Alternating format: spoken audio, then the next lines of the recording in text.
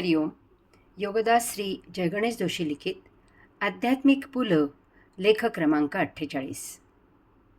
वंगचित्रे या पुस्तकामध्ये पुल यांनी यजुर्वेदामधील एक सुक्तांश उद्घृत केला आहे.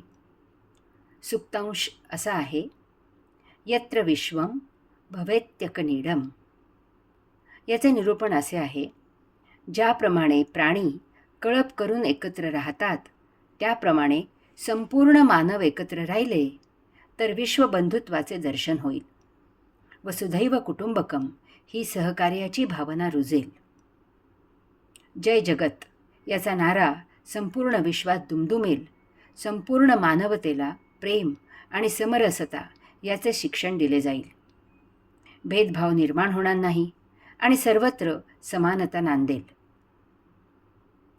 रवींद्रनाथ टागोरांचे हे स्वप्न होते आणि म्हणून यासाठी त्यांनी शांतिनिकेतन स्थापन करून त्यात अशा प्रकारची शिकवण छात्रांना देण्याची व्यवस्था लावून दिली.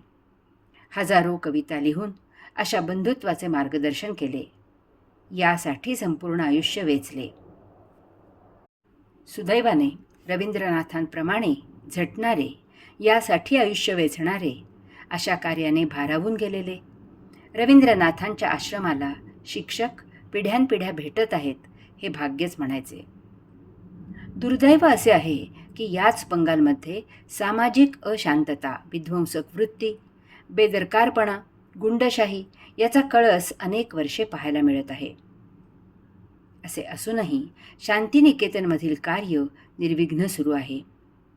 राजकीय सत्ता कोणाचीही असली तरी आश्रमाचे कार्य रवींद्रनाथांच्या अपेक्षेप्रमाणेच सुरू आहे. अध्यात्माच्या साधकांनी यापासून बोध घ्यायचा. आपण राजकारणापासून संपूर्णपणे दूर राहायचे. ऋषी, मुनी, साधू, संत, योगी यांनी शासनकर्त्यांना मार्गदर्शन करण्याचे दिवस संपले. साक्षात्कार, आत्मदर्शन यांचा संबंध नसलेले पुस्तकी ज्ञानावर पोपटपंची करणारे आजकालचे योगी सरकारी पदव्या मिळाव्यात म्हणून शासनकर्त्यांकडे लाळ घोटत खेटे घालत आहेत.